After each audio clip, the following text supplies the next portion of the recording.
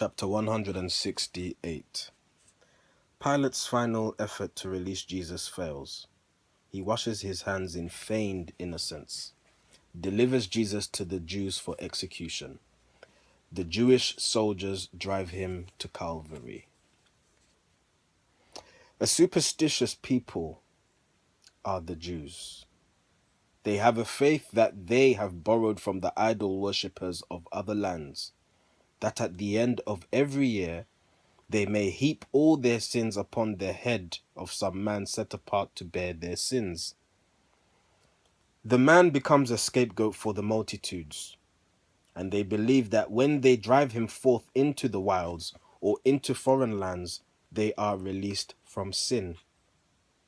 So every spring before the feast, they chose a prisoner from the prisons of the land, and by a form of their own, they fain would make him bear their sins away. Among the Jewish prisoners in Jerusalem were 3 who were the leaders of a vile, seditious band, who had engaged in thefts and murders and raping, and had been sentenced to be crucified. Barabbas bar Jezia was among the men who were to die. But he was rich, and he had bought of priests the boon to be the scapegoat for the people at the coming feast, and he was anxiously in waiting for his hour to come. Now, Pilate thought to turn this superstition to account to save the Lord, and so he went again before the Jews and said, "You men of Israel, according to my custom I will release you today, a prisoner who shall bear your sins away. This man you drive into the wilds or into foreign lands, and you have asked me to release Barabbas, who has been proven guilty of the murder of a score of men. Now, hear me, you men. Let Jesus be released, and let Barabbas pay his debt upon the cross. Then you can send this Jesus to the wilds and hear no more of him."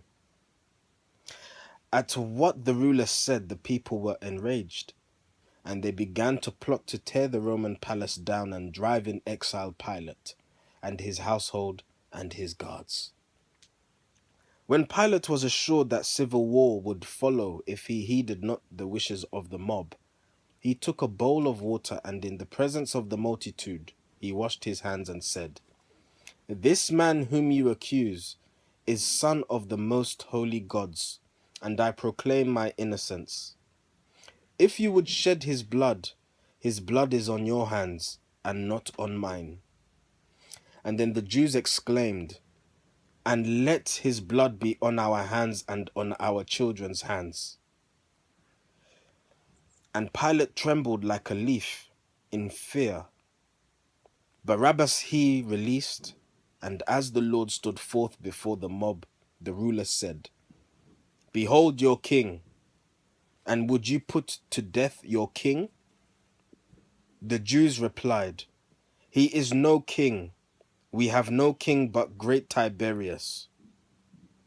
Now, Pilate would not give consent that Roman soldiers should imbue their hands in blood of innocence. And so the chief priests and the Pharisees took counsel what to do with Jesus, who was called the Christ. Caiaphas said, "We cannot crucify this man. He must be stoned to death and nothing more." And then the rabble said, "Make haste, let him be stoned." And then they led him forth toward the hill beyond the city's gates, where criminals were put to death. The rabble could not wait until they reached the place of skulls. As soon as they had passed the city's gate, they rushed upon him, smote him with their hands, they spit upon him, stoned him, and he fell upon the ground. And one, a man of God, stood forth and said, "Isaiah said, 'He shall be bruised for our transgressions, and by his stripes we shall be healed.'" As Jesus lay all bruised and mangled on the ground, a Pharisee called out, "Stay, stay, you men. Behold, the guards of Herod come, and they will crucify this man." And there beside the city's gate they found Barabbas' cross. And then the frenzied mob cried out, "Let him be crucified." Caiaphas and the other ruling Jews came forth and gave consent. And then they lifted Jesus from the ground, and at the point of swords they drove him on. A man named Simon from Cyrene, a friend of Jesus, was near the scene, and since the bruised and wounded Jesus could not bear his cross, they laid it on the shoulders of this man and made him bear it on to Calvary.